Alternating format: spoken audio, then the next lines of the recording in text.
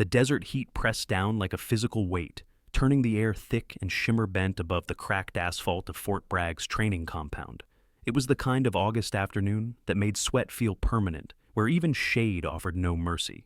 The sun wasn't just hot, it was vindictive. Staff Sergeant Marcus Chen stood in the motor pool, arms crossed, watching the new arrivals shuffle off the transport bus.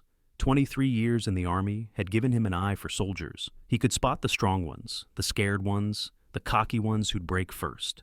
He'd trained hundreds of them, maybe thousands. Fresh meat for the machine. Some would make it. Most would wash out or coast through on minimum effort until their contract ran dry.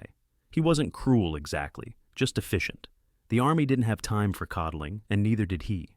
War didn't care about your feelings, your excuses, or your potential. It cared about what you could do when everything went wrong at once. The newest batch looked typical enough. Young faces, tight expressions, that mixture of determination and terror that came with week one. They carried their duffel bags like anchors, unsure where to stand, where to look, what to do with their hands. Chen had seen this dance 1,000 times. Then he saw her, small, maybe 5'4" on a generous day. Thin frame, like the wind might carry her off. She couldn't have weighed more than 120 pounds soaking wet. Her uniform was crisp, too crisp, like she'd ironed it that morning without understanding that wrinkles were inevitable. She wore no rank insignia, just the plain uniform of a new recruit. Her hair was pulled back in a regulation bun that looked like she'd watched a YouTube tutorial 3 times to get it right. She looked lost. Chen felt something twist in his chest, not quite pity, not quite annoyance, something closer to resignation. He'd seen soldiers like her before, idealistic probably, joined up because of some movie or some speech or some misguided belief that the Army would give her purpose. She'd be gone in 6 months, medically discharged or reassigned to a desk somewhere safe. The Army ate people like her for breakfast. He walked over, his boots crunching gravel. The woman looked up, and for a moment, their eyes met. Hers were dark, calm, unreadable. Not afraid exactly, just watching. "You lost, Private?" Chen's voice carried the weight of 2 decades spent yelling over gunfire and helicopter rotors. "No, Sergeant." Her voice was quiet but clear. Midwest accent, maybe Ohio or Indiana. "No?" Chen raised an eyebrow. "Because you look lost. You look like you wandered onto the wrong set of a movie you shouldn't be in." A few nearby soldiers snickered. The woman didn't flinch. "I'm exactly where I'm supposed to be, Sergeant." Chen stepped closer. He wasn't trying to intimidate her, not really, but proximity had a way of revealing truth. Strong soldiers held their ground. Weak ones folded. She didn't move. "You weigh what? 100 pounds? 110? Chen circled her slowly, the way a wolf might circle something unfamiliar. "You know what the minimum weight requirement is for women in combat roles?" "I do, Sergeant." "And you think you belong here, with soldiers who can hump a 70-pound ruck for 20 miles? Who can drag a wounded man twice their size out of a kill zone?" "I know I belong here, Sergeant." The certainty in her voice caught him off guard, not arrogance that he could have dismissed. This was something else, something quiet and immovable, like bedrock. "What's your name?" "Westbrook, Sergeant." "Well, Westbrook, let me tell you how this works." Chen's voice dropped, not softer, but somehow more dangerous. "I don't care who you were before you got here. I don't care about your high school track medals or your daddy's service record or whatever recruiter lied to you about glory. Here, you're nobody. You're a number, and if you can't cut it, you're gone. Simple as that." "Understood, Sergeant." "You think you understand. You don't." Chen turned away, raising his voice to address the whole group. "Listen up. I am Staff Sergeant Chen. For the next 12 weeks, I am your mother, your father, your priest, and your worst nightmare. You will live by my schedule. You will eat when I say eat, sleep when I say sleep, and piss when I say piss. Some of you will make it. Most of you won't. And that's fine, because I'd rather wash you out here than bury you overseas." The recruits stood rigid, silent. "Fall in! 2 lines! Move!" They scrambled, clumsy and uncertain. Westbrook moved to the back, quiet, unobtrusive. Chen watched her from the corner of his eye. She moved well, actually, efficient, no wasted motion. But that didn't mean anything. You couldn't fight a war with efficiency. You needed strength, endurance, the ability to carry on when your body begged you to stop. The first week confirmed Chen's suspicions. Westbrook struggled with the obstacle course. She made it through, barely, but she finished last every time. During PT, she could do the minimum required push-ups and sit-ups, but nothing beyond that. When they ran, she kept pace. but Chen could see it cost her. By the end of each run, her face was pale, her breathing ragged. She never complained. That was the strange part. Most weak soldiers complained. They made excuses. They cited injuries, fatigue, unfairness. Westbrook just kept going. When she fell behind, she caught up. When she failed, she tried again. There was something almost mechanical about it, like she'd programmed herself to endure regardless of outcome. It annoyed Chen more than outright failure would have. "Westbrook!" he barked one morning during drill. "What the hell was that?" She'd stumbled during a formation turn, nearly colliding with the soldier beside her. "My mistake, Sergeant. Won't happen again." "Your mistake? Your mistake could get someone killed in the field. You think the enemy cares about your mistakes?" "No, Sergeant." "Then get it together or get out." "Yes, Sergeant." But she didn't get out. She kept showing up, kept trying, kept failing in small, persistent ways that grated on Chen like sandpaper on an open wound. By week 3, the other recruits had started to notice. "Why's he always riding her?" one of them muttered during chow. "Because she's weak," another answered. "He's trying to get her to quit." "She's not that weak. She keeps up." "Barely." Chen heard the whispers. He didn't care. His job wasn't to make friends. His job was to produce soldiers who wouldn't die the first time bullets started flying. If Westbrook couldn't handle his criticism now, she'd never handle combat. But something was starting to bother him. It was the way she looked at him, not with resentment or fear or even respect, just observation, like she was studying him, cataloging his patterns, understanding something he wasn't saying. One night, after lights out, Chen sat in his office reviewing performance reports. Westbrook's file was thinner than most. Basic background check, medical clearance, nothing remarkable. No prior service, no military family mentioned, no red flags. Just another idealistic kid who'd joined up and would probably wash out. He closed the file and rubbed his eyes. 23 years. How many recruits had he trained? How many had he written off? And how many of those had he been wrong about? Not many. His instincts were usually right, but the question nagged at him anyway. The 4th week brought the Ruck March, a 12-mile hike with full gear. It was the great equalizer. Strength mattered, but so did mental toughness. Chen had seen massive men break down crying at mile 8. He'd also seen small, wiry soldiers push through on nothing but spite and stubbornness. He expected Westbrook to fail. The morning was cool, pre-dawn gray light filtering through pine trees as the recruits assembled. Each soldier carried a 65-pound ruck, plus weapon, helmet, water. Westbrook's ruck looked comically large on her small frame, like a turtle shell that didn't quite fit. "Move out!" Chen's voice cut through the morning silence. They began. The first 3 miles were deceptive, relatively flat, easy terrain. The real test came after that, when the trail climbed into hills and the weight started to compound with every step. That's when lungs burned and legs turned to concrete, and the mind started whispering seductive lies about quitting. Chen walked alongside the column, monitoring, evaluating.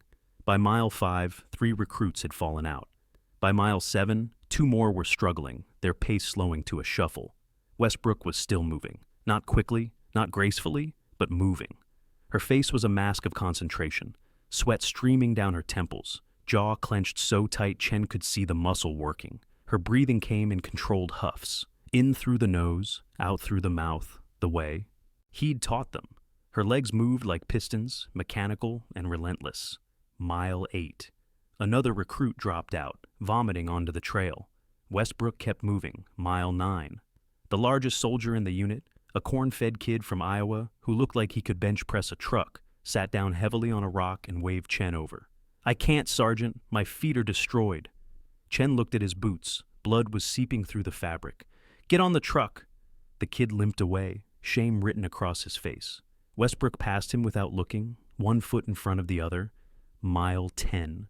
Chen found himself walking beside her. She didn't acknowledge him, just kept moving.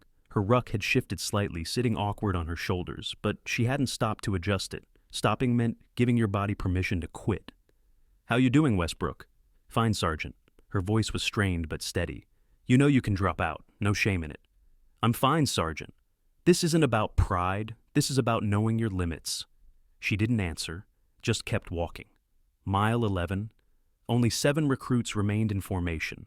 Westbrook was one of them. Her pace had slowed, but she was still moving. Chen could see her legs trembling with each step, see the way she blinked sweat from her eyes. see the absolute refusal to stop written in every line of her body. Something shifted in his chest, not respect, not yet, but something adjacent to it. Recognition, maybe. Mile 12, the finish line. Westbrook crossed it and immediately sat down, hard, like her legs had simply stopped working. She didn't collapse, didn't cry, didn't celebrate. She just sat, breathing, staring at nothing. Chen stood over her. "Not bad, Westbrook."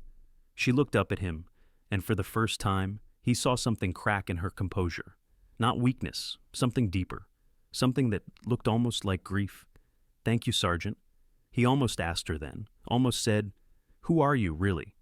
But the moment passed, and other recruits needed his attention, and the day moved forward like it always did. That night, Chen couldn't sleep. He kept thinking about the way Westbrook had moved during the ruck march, the mechanical precision of it, the absolute refusal to quit. It wasn't natural. Natural was the Iowa kid, strong but human, who'd pushed until his body gave out. Westbrook had pushed past that point, into some territory beyond normal human limitation. People didn't move like that unless they'd been trained to. Chen got up, turned on his desk lamp, and pulled Westbrook's file again. He read it slowly this time, looking for gaps, inconsistencies, anything that didn't fit. The file was clean.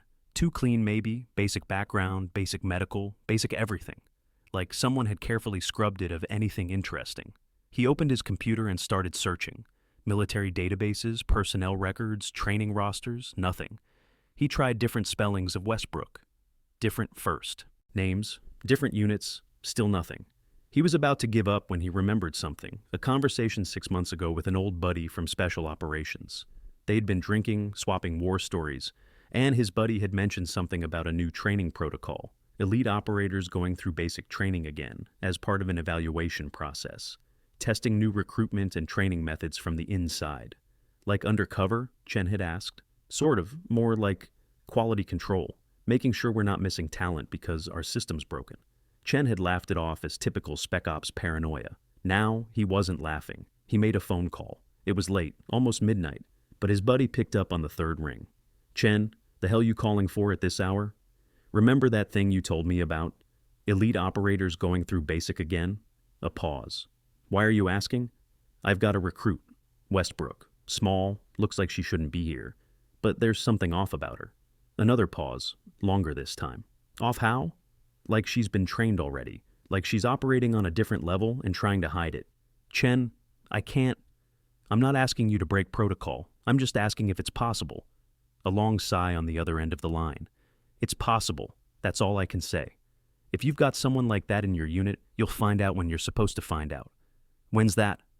"When they decide you need to know." The line went dead.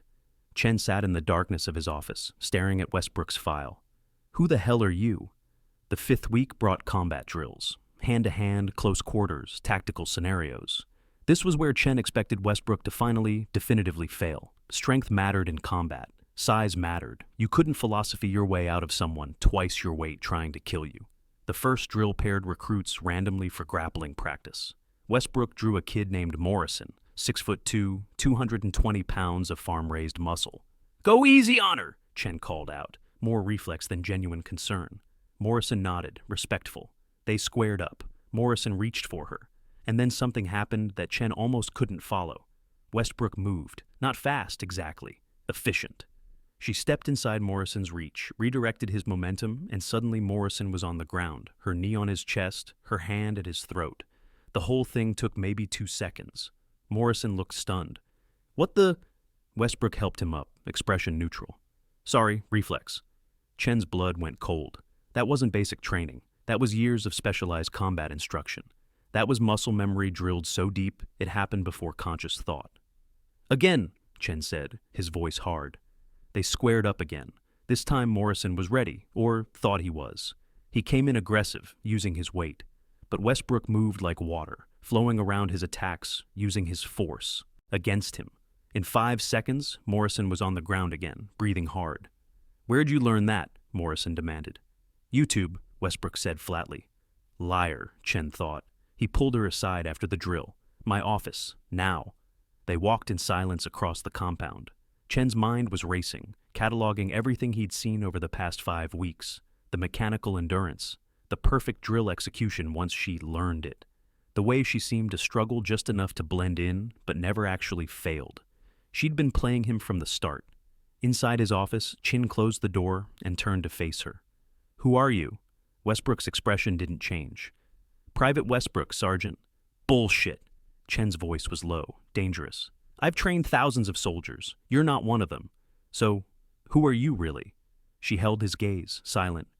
"That combat drill, that wasn't basic.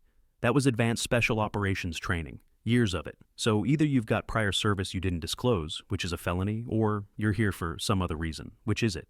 Still nothing. Chen stepped closer. "I don't like being lied to, Westbrook. I don't like being used. So you're going to tell me what's going on, or I'm going to make your life very difficult." Something shifted in her eyes. Not fear, decision. "You want the truth, Sergeant?" "I want the truth." She reached into her pocket and pulled out a small leather wallet, opened it, held it up. Chen looked at the identification card inside and felt the floor drop out from under him. Colonel Sarah Westbrook, Army Special Operations Command, 22 years of service, 3 combat deployments, decorated for valor in Afghanistan. Current assignment, Training Assessment and Reform Initiative. Chen stared at the ID, then at her face, then back at the ID. "You're a colonel." "Yes, Sergeant." "You've been pretending to be a recruit." "Yes, Sergeant." "For 5 weeks." "Yes, Sergeant." Chen sat down heavily in his chair.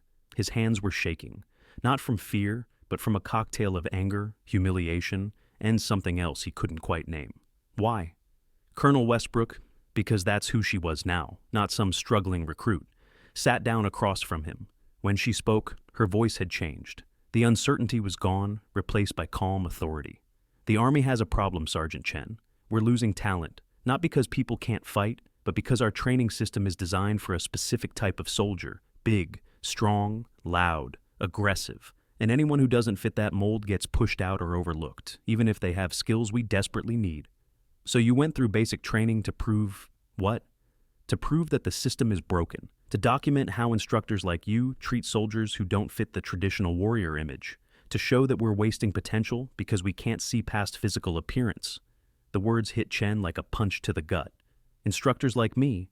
You're not a bad trainer, Sergeant. You're actually quite good. But you made assumptions about me before I'd done anything to earn them. You decided I was weak because I'm small. You decided I'd fail because I'm a woman, and you treated me accordingly. I treated you like I treat every recruit. No, you didn't." Her voice was gentle but firm. "You gave the big male recruits encouragement. You pushed them to be better. But with me, you just waited for me to quit. You assumed failure instead of seeing potential." Chen wanted to argue, wanted to defend himself, but the words caught in his throat because she was right. He'd written her off the moment he saw her. "How many soldiers like me have you trained?" Westbrook asked. "How many did you push out because they didn't look the part? How many women? How many smaller men? How many people who could have been great soldiers if someone had just given them a real chance?" Chen couldn't answer.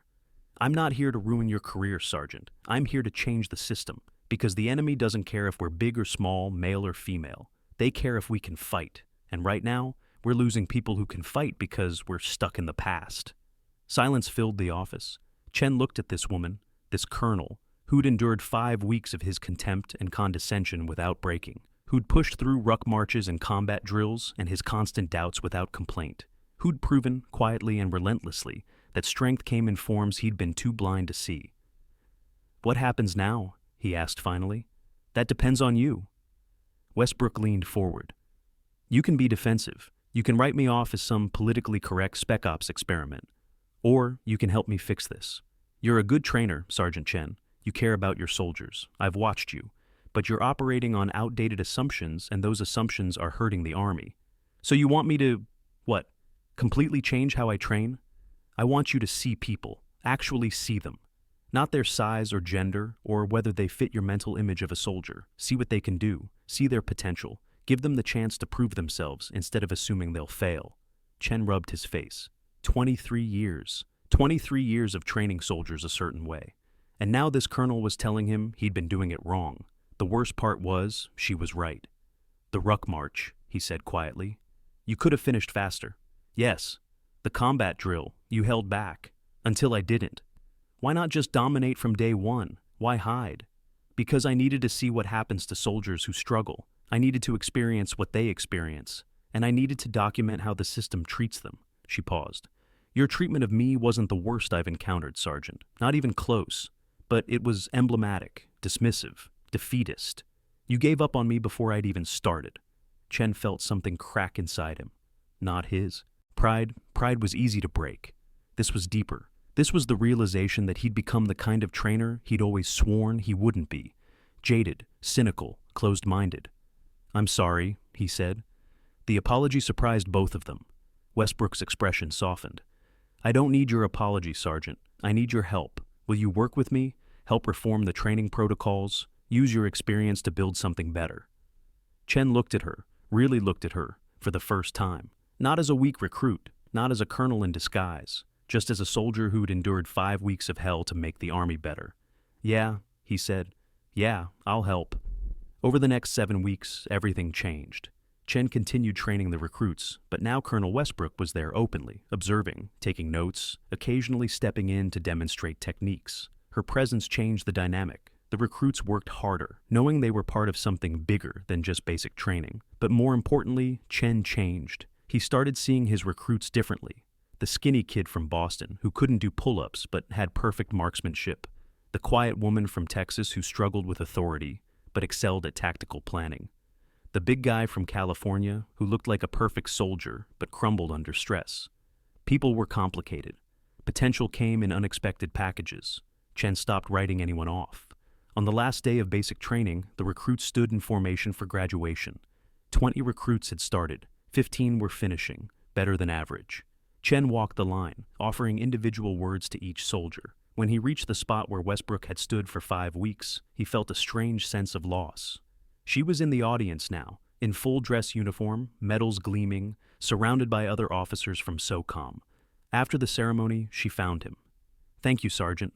For what? Making your life miserable for 5 weeks? She smiled, the first real smile he'd seen from her. For being willing to change. Not every instructor I've worked with has been. Most get defensive, angry, but you listened. That takes courage. I wouldn't call it courage. I would. It's easy to stay the same. It's hard to admit you've been wrong. She extended her hand. The Army needs trainers like you, not the version of you from 5 weeks ago, the version you're becoming. Chen shook her hand. What's next for you, Colonel? More of this. More training cycles, more documentation, more reform proposals. It'll take years, maybe decades, but we'll get there. And if the brass doesn't listen, then I'll keep pushing until they do. Someone has to. She walked away back into the crowd of uniforms and ceremony. Chen stood alone for a moment, watching his graduates celebrate with their families. 15 new soldiers, each one carrying potential he'd almost overlooked. Each one a reminder that strength came in forms he was still learning to recognize. He thought about all the recruits he'd trained over 23 years, wondered how many he'd underestimated, how many he'd pushed out, how many could have been great if he'd just seen them clearly. The thought hurt, but pain was how you learned. That night, Chen sat in his office writing evaluations for the graduating class. He wrote differently now, not just noting weaknesses but highlighting strengths, not just measuring against a standard but seeing individual potential. On his desk sat a small note Colonel Westbrook had left. Sergeant Chen, courage isn't just what you do on the battlefield. Sometimes it's what you're willing to change about yourself. Thank you for having the courage to see. Colonel Westbrook. Chen read it twice, then pinned it to his bulletin board. 23 years in the Army. He'd thought he knew everything about training soldiers. Turns out he'd been wrong. But being wrong wasn't the end of something. It was the beginning. 3 months later, Chen was selected to help pilot a new training program based on Westbrook's research. 6 months after that, Army-wide reforms began rolling out.